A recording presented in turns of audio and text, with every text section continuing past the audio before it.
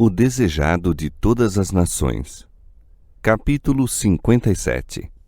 Uma coisa te falta. Este capítulo se baseia em Mateus capítulo 19, versos 16 a 22, Marcos capítulo 10, versos 17 a 22 e Lucas capítulo 18, versos 18 a 23. E pondo-se a caminho, correu para ele um homem, o qual se ajoelhou diante dele e lhe perguntou: Bom mestre, que farei para herdar a vida eterna? O jovem que fez essa pergunta era príncipe. Tinha grandes haveres e ocupava posição de responsabilidade.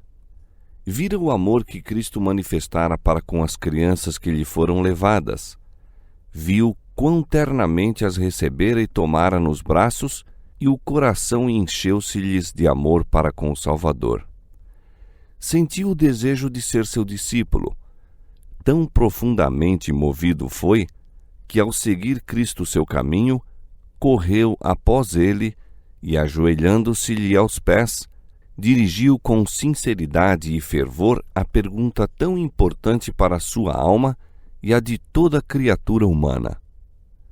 Bom mestre, que farei para herdar a vida eterna?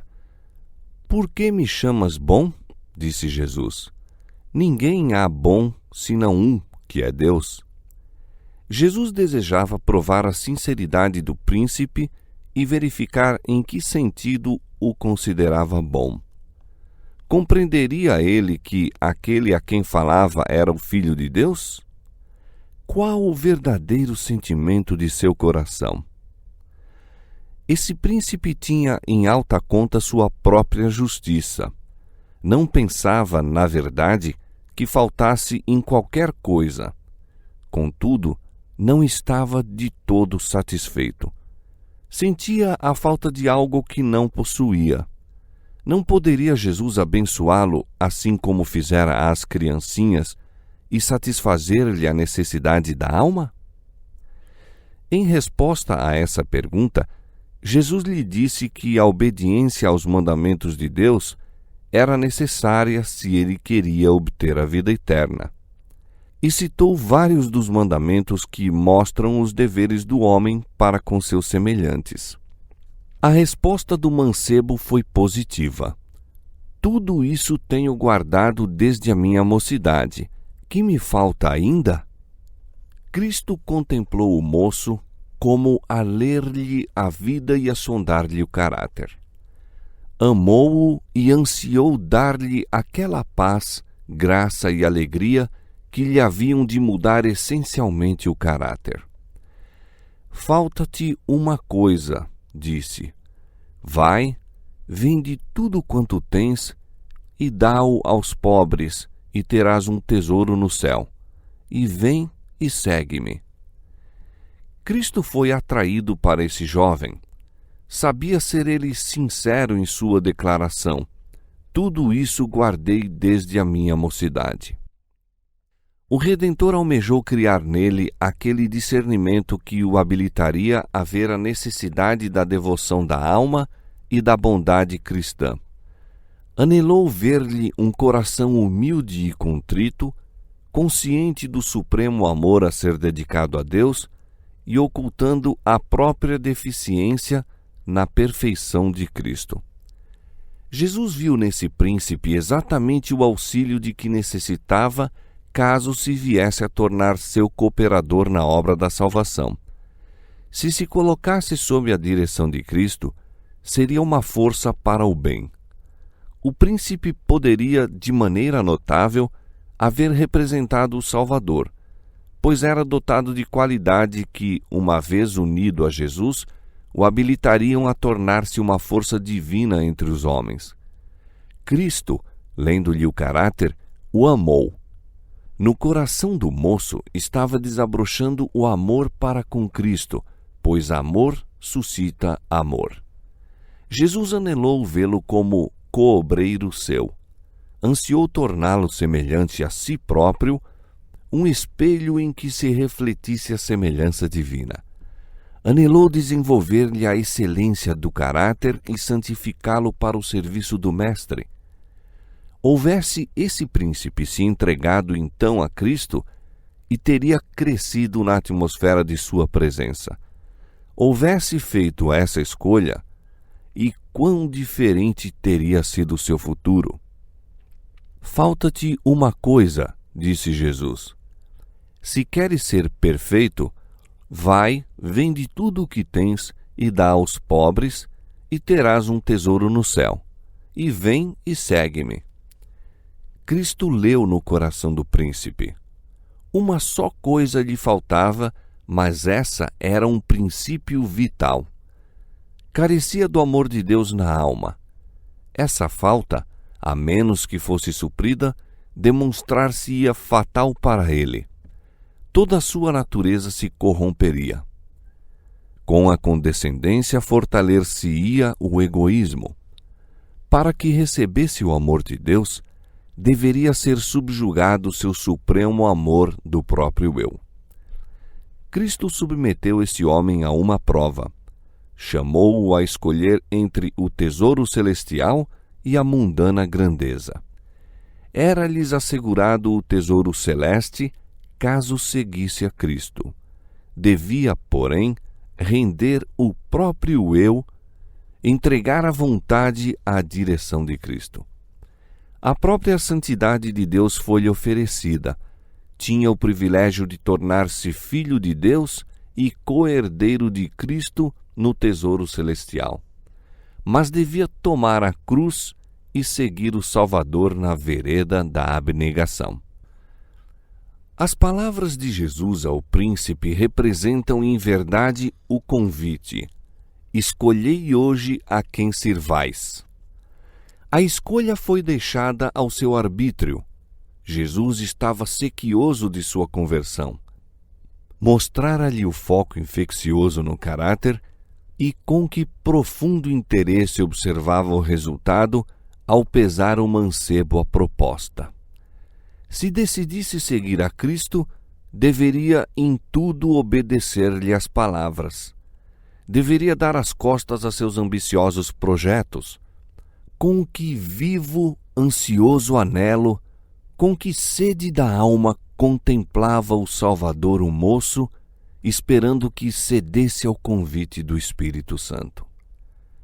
Cristo apresentou os únicos termos que poderiam colocar o príncipe em condições de aperfeiçoar o caráter cristão. Suas palavras eram palavras de sabedoria, conquanto parecessem severas e exigentes. Aceitá-las e obedecer-lhes era a única esperança de salvação para o jovem. Sua elevada posição e os bens que possuía estavam exercendo em seu caráter uma sutil influência para o mal. Se acariciados, suplantariam a Deus em suas afeições. Reter do Senhor pouco ou muito era conservar aquilo que lhe diminuiria a força e a eficiência moral, pois se as coisas deste mundo são nutridas, embora incertas e sem valor, tornar-se-ão de todo absorventes. O príncipe foi pronto em discernir o que as palavras de Cristo envolviam e ficou triste.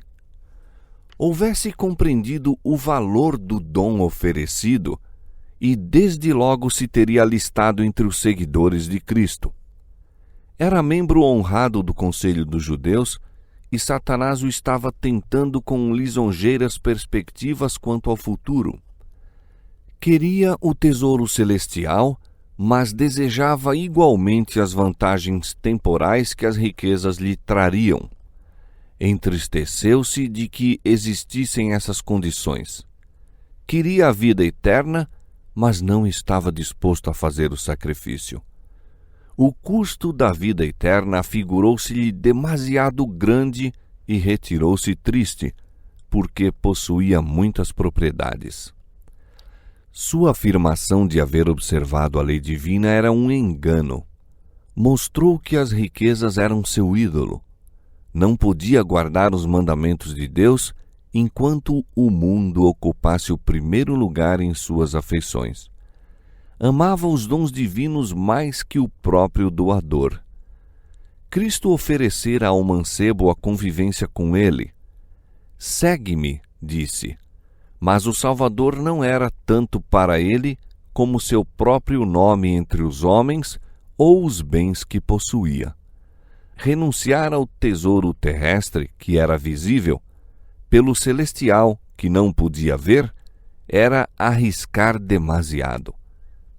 Recusou o oferecimento da vida eterna e foi embora, e haveria o mundo daí em diante de receber sempre o seu culto. Milhares estão passando por essa prova, pesando Cristo contra o mundo, e muitos são os que escolhem o mundo. Como o jovem príncipe, retiram-se do Salvador, dizendo em seu coração: não quero que esse homem seja meu guia. O trato de Cristo para com o mancebo é apresentado como lição objetiva. Deus nos deu a regra de conduta que cada um de seus servos deve seguir. É obediência à sua lei, não somente a obediência formal, mas a que penetra na vida e se demonstra no caráter. Deus estabeleceu sua norma de caráter para todos os que se quiserem tornar súditos de seu reino. Unicamente os que se tornarem coobreiros de Cristo, só os que disserem: Senhor, tudo quanto possuo e sou te pertence, serão reconhecidos como filhos e filhas de Deus. Todos devem considerar o que significa desejar o céu e, todavia, voltar as costas em face das condições estabelecidas. Pensai no que significa dizer não a Cristo. O príncipe disse: não, não te posso dar tudo. Diremos o mesmo? O Salvador se oferece para participar conosco na obra que Deus nos deu a fazer. Propõe servir-se dos meios que Deus nos deu para levar avante sua obra no mundo. Unicamente por essa maneira nos pode ele salvar. Os bens do príncipe lhe foram confiados para que se demonstrasse um fiel mordomo. Devia servir-se desses bens para benefício dos necessitados. Assim, hoje, Deus confia haveres aos homens, talentos e oportunidades, a fim de que sejam instrumentos seus no ajudar os pobres e sofredores. Aquele que emprega os dons que lhe foram confiados segundo os desígnios divinos, torna-se coobreiro do Salvador, conquista almas para Cristo, porque é representante de seu caráter. Para os que, como um jovem príncipe, ocupam altas posições de confiança e têm grandes riquezas, talvez se afigure demasiado grande o sacrifício de abandonar tudo a fim de seguir a Cristo. Mas esta é a regra de conduta para todos quantos se quiserem tornar seus discípulos. Coisa alguma menos que obediência pode ser aceita. A entrega do próprio eu é a essência dos ensinos de Cristo.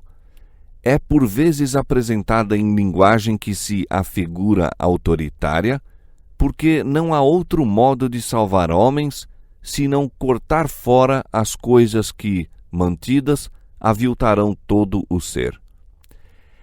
Quando os seguidores de Cristo lhe devolvem o que lhe é devido, estão acumulando tesouro que lhe será entregue quando ouvirem as palavras: bem está, bom e fiel servo, entra no gozo do teu Senhor. O qual, pelo gozo que lhe estava proposto, suportou a cruz, desprezando a afronta, e assentou-se à destra do trono de Deus. O gozo de ver almas redimidas, almas eternamente salvas, eis a recompensa de todos os que se assentam aos pés nas pegadas daquele que disse: segue-me.